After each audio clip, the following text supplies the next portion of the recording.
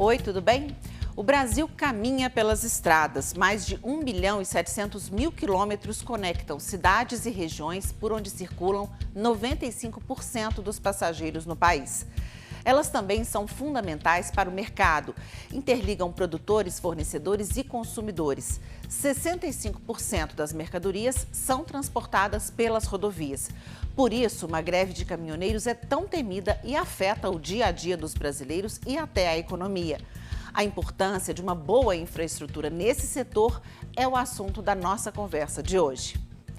Eu sou Joanita Gontijo e este é o Assembleia em Destaque, programa que mostra o impacto na sua vida dos assuntos discutidos no Parlamento Mineiro.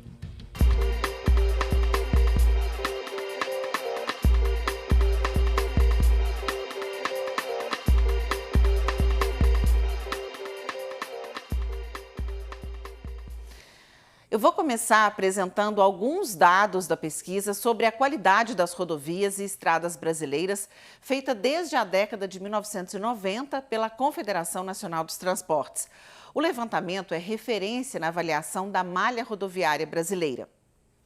A pesquisa da CNT do ano passado mostra que a infraestrutura desse setor ainda caminha pela contramão da sua importância. Apenas 12,4% das estradas que cortam o país são asfaltadas. E mesmo assim, segundo o levantamento, as condições das rodovias pavimentadas estão aquém do desejável. No ranking de competitividade global do Fórum Econômico Mundial, que avalia 141 países, o Brasil ocupa a posição 93 na categoria rodovias. Esses dois diagnósticos são indicativos de que esse setor precisa de muita atenção dos governos federal, estadual e municipal. E mesmo sem ser especialista, dá para entender que estradas bem pavimentadas, sinalizadas, com bons traçados, aumentam a segurança de quem trafega por elas, diminuem o tempo de viagem, além de não impactarem tanto os custos dos transportes e mercadorias. Trafegar por vias com estado de conservação ruim aumenta o desgaste de peças, o consumo de combustíveis, tempo de viagem, valor do frete. Tudo isso é repassado para os produtos e serviços. Quem paga a conta somos nós, os consumidores. Vamos traduzir isso em números. A análise da CNT leva em conta a pavimentação, a sinalização e o traçado das estradas. Aqui em Minas Gerais, apenas cerca de 1/3 do estado geral da malha é considerado bom ou ótimo. Isso significa que quase 70% tem algum tipo de problema. A pesquisa identificou 95 pontos críticos. Isso representa um aumento perto de 40% no custo operacional de transporte. Só o consumo desnecessário de diesel é de 157 milhões de litros, um desperdício de mais de 691 milhões de reais. É muita coisa, né? Para melhorar essa situação, a estimativa é que sejam necessários 11 bilhões e meio de reais com ações emergenciais, manutenção e reconstrução. A gente já viu aqui que uma boa logística de transportes gera riqueza, desenvolvimento para o país, além de diminuir o número de mortes no trânsito. A menos de um mês das eleições, o assunto é preocupação tanto do eleitor quanto dos governantes e candidatos. As promessas para esse setor no Brasil e em Minas Gerais para os próximos anos são animadoras se realmente saírem do papel. Do ponto de vista de país, foi desenvolvido o Plano Nacional de Logística, o PNL 2035. O documento tem alguns objetivos, como a ampliação das ferrovias acima de 30%. No melhor cenário, seriam mais de 40 mil quilômetros de ferrovias em todo o país. Hoje temos metade disso. O plano também prevê a redução de emissões de gases poluentes, a diminuição do tempo médio de deslocamento das pessoas e do custo de transporte de cargas. Em relação à malha rodoviária nacional, o plano não prevê uma expansão significativa. Hoje são 332 mil quilômetros. Minas Gerais tem a maior parte das rodovias do país. Quase 20% das estradas passam por aqui. Dos quase 40 mil quilômetros de rodovias, quase 30 mil são de responsabilidade do governo do estado. Outros quase 10 mil são do governo federal. Eu conversei com o engenheiro e pesquisador da UFMG, William Leles. O especialista em custo de transportes acredita que as estradas que existem em Minas já são suficientes, mas elas precisam de manutenção e melhorias, como a duplicação. Tendo Minas Gerais a maior malha rodoviária do país, o que falta é assim, tirar proveito dessa malha que já existe. Se existe uma rodovia que liga a região central de Minas, Belo Horizonte, até o Triângulo Mineiro, eu devo conservar e melhorar o trânsito nessa rodovia. Eu não preciso construir rodovias novas. Mobilidade urbana e infraestrutura são temas que sempre voltam à pauta da Assembleia. Já falamos aqui que no início do ano, as chuvas do verão causaram queda de estradas, pontes, crateras no asfalto e muita lama. O parlamento cobra praticamente todos os dias, na tribuna, durante as reuniões do plenário e comissões, os órgãos responsáveis para que sejam dadas soluções para as estradas. Nos 8 meses de 2022, já foram mais de 70 pedidos de comissões da Assembleia para que os órgãos responsáveis asfaltem trechos, retirem lama da via, informem dados de projetos nessa área. Além disso, o parlamento tem uma forma sistemática de acompanhar o trabalho do governo. Quando os secretários têm de vir ao parlamento prestar contas do que está sendo feito no Assembleia Fiscaliza. O atual governo afirma que são mais de 2 bilhões de reais destinados ao asfaltamento de estradas de terra, obras em pontes e recuperação de vias. Mais de 100 empreendimentos no total estão previstos para as rodovias. 60 já estão em andamento e os demais em fase final de contratação da execução das obras. Uma outra aposta da área são as concessões de rodovias estaduais, ou seja, passar essas vias para a administração de empresas privadas. 3 projetos já foram viabilizados e outros 3 estão em andamento. São previstos mais de 23 bilhões de reais para as concessões. Interessante observar que o dinheiro destinado para a manutenção de vias deve ser aplicado em menos de 2.000 quilômetros em um universo de quase 30 mil. Eu conversei com o Saulo Barbosa, engenheiro civil com mestrado em transporte. O especialista concorda que o principal caminho para melhorar a qualidade das estradas é contar com a parceria privada.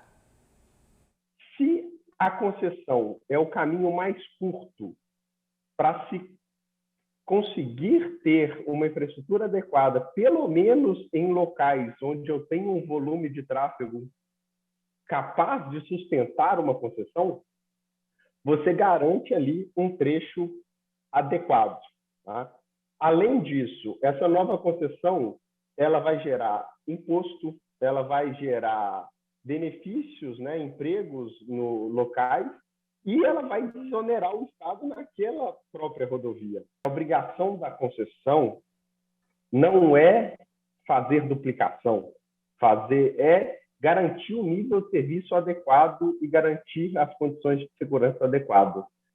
Conseguir dar um impulso para o transporte ferroviário é o objetivo de vários parlamentares daqui a alguns anos, justamente pela segurança e pela possibilidade de diminuir o fluxo nas rodovias. Esse modelo de transporte no país chegou a ter um rápido desenvolvimento até os anos de 1930, quando a participação da iniciativa privada foi reduzida por medidas dos governos federais. E a partir daí, a manutenção dos trilhos passou a ser cada dia mais precária. No fim dos anos 1990, quase 28 mil quilômetros de trilhos que ainda funcionavam foram leiloados. O IPEA analisou esses contratos e afirmou que não houve estímulo ao investimento por parte das concessionárias e nem medidas para impedir que elas desativassem trechos. Em Minas Gerais, o resultado disso foi uma malha totalmente fragmentada, obsoleta e fora do alcance da gestão do governo estadual. A Assembleia discute o tema em uma comissão extraordinária desde a greve dos caminhoneiros em maio de 2018. Naquele ano, o governo federal buscava formas de levar investimentos para os trilhos. Os deputados dessa comissão demonstraram que muitas concessionárias já descumpriam contratos há vários anos. Um exemplo é o sucateamento do patrimônio ferroviário. O governo de Minas e a Assembleia sugeriram à Agência Nacional de Transportes Terrestres, a ANTT, uma série de medidas que as concessionárias teriam de cumprir para conseguir a renovação do direito de explorar o serviço. Entre elas, a construção de várias linhas e a execução de projetos de trens metropolitanos de passageiros. A expansão das ferrovias em Minas se desenha a partir de uma ferramenta chamada de autorização ferroviária. É a possibilidade de trechos serem explorados por particulares sem a necessidade de estudos ou licitação, o que deve facilitar o investimento e o surgimento de linhas. Esse mecanismo está numa lei aqui da Assembleia que criou a Política Estadual e o Sistema Estadual de Transporte Ferroviário. Um dos instrumentos previstos é o portfólio de projetos com mecanismos de participação social. O patrimônio cultural ferroviário também foi protegido por lei. Outra conquista foi a elaboração do Plano Estratégico Ferroviário pelo governo, com a participação de técnicos do Executivo e da Assembleia, além dos parlamentares. Segundo o governo de Minas, o plano estratégico e as autorizações ferroviárias permitirão projetos com investimentos previstos da ordem de 40 bilhões de reais em 45 propostas de trens de cargas e passageiros. Outra obra considerada prioritária, pelo menos pelo governo atual, é o projeto do Rodoanel Metropolitano. Proposta que sofre resistência de parlamentares ligados a causas sociais e também tem a oposição das prefeituras de Contagem e Betim, por conta do traçado. Já falamos aqui no Assembleia em Destaque sobre a controvérsia dessa obra. O debate é antigo, ganhou maior proporção quando os parlamentares opinavam para quais projetos do governo de Minas iria o dinheiro do acordo da Vale, a indenização paga pela mineradora pelo desastre de Brumadinho. Mesmo com o leilão realizado e com uma empresa italiana prestes a assinar o contrato, ainda pairam sobre a obra receios sobre impactos sociais e ambientais. Os especialistas com quem conversamos divergem um pouco em relação ao Rodoanel. O pesquisador da UFMG, William Leles, alerta que faltaram estudos mais completos, principalmente em relação aos reflexos na represa Vargem das Flores. É lógico que vai haver uma pressão sobre a Vargem das Flores. É lógico que vai ter um impacto ambiental ali. Impacto este que não significa desmatamento, mas significa poluição, significa barulho, significa aumento do custo do terreno, pressão sobre a área de proteção ambiental, sabe? As áreas protegidas. É esse o tipo de impacto que vai acontecer. A urbanização vai chegar, não é? Como está acontecendo aqui na região de Nova Lima, região da Serra. Tá? Então, isso vai acontecer. Agora, foi medido? Não foi medido nos estudos de impacto ambiental e não foi medido pela oposição ao Rodoanel. Já o Saulo Barbosa acredita que aproveitar os recursos da Vale para a obra é essencial. Segundo ele, é um projeto bem antigo e que nunca saiu do papel por falta de recursos. O Rodoanel de Belo Horizonte, ele é importante, já era importante há 20 anos atrás, e quanto mais a mancha urbana cresce, mais ele vai se tornando cada vez mais importante. A dificuldade é em como viabilizar. O governo agora conseguiu, né, através aí da alocação de parte do recurso da Vale, né, uma verba importantíssima que, se não usar, dificilmente vai conseguir viabilizar isso novamente num curto espaço de tempo, com todas as dificuldades de atender os interesses dos municípios, né, que vão ser cortados por ele, viabilizar o negócio com uma demanda adequada e um padrão de infraestrutura adequado. O governo conseguiu fazer uma modelagem, conseguiu passar por todas as audiências e conseguiu fazer uma concorrência com interessados. Né? Então, acho que é positivo por todos esses aspectos. Como os candidatos mais bem posicionados na última pesquisa de intenção de voto têm lidado com o tema infraestrutura e mobilidade? A gente mostra para você. A chapa de Calil chama a atenção para a responsabilidade da União em melhorar a malha rodoviária federal. A candidatura dele defende uma política de investimento mínimo na área de infraestrutura rodoviária, em que as estradas precisam ter recursos para conservação, reparo e manutenção. O plano ainda aponta a necessidade de melhorias no anel rodoviário. Sobre o Rodoanel, a chapa não é contra, mas alerta para a importância de dialogar com as prefeituras. Além disso, o documento defende a conectividade entre rodovias, ferrovias e aeroportos, com a criação de novas rotas aéreas e trens de passageiros e turísticos. O Plano de Viana prevê 5 ações nessa área. A primeira trata da recuperação, conservação e ampliação da malha rodoviária estadual, com o objetivo de atrair empresas, investimentos, além de facilitar o escoamento de produção, geração de emprego e renda. 2 são relacionadas à revitalização de 3.000 pontes e à construção de outras em pontos de ligação de regiões. O documento cita a construção da linha 2 do metrô da capital e ainda a instalação de portos secos, que são locais intermediários para o escoamento de produção do Jequitinhonha, Mucuri e Rio Doce. O plano de Zema traz 2 propostas e é bem sintético. Uma prevê a ampliação dos programas de concessão e de parcerias público-privadas. A ideia, segundo o documento, é concretizar parcerias em rodovias, aeroportos, balsas, transporte metropolitano e intermunicipal. Chegamos ao final do programa de hoje. Outras informações no portal do Parlamento. Interaja com a gente pelo Twitter da TV Assembleia.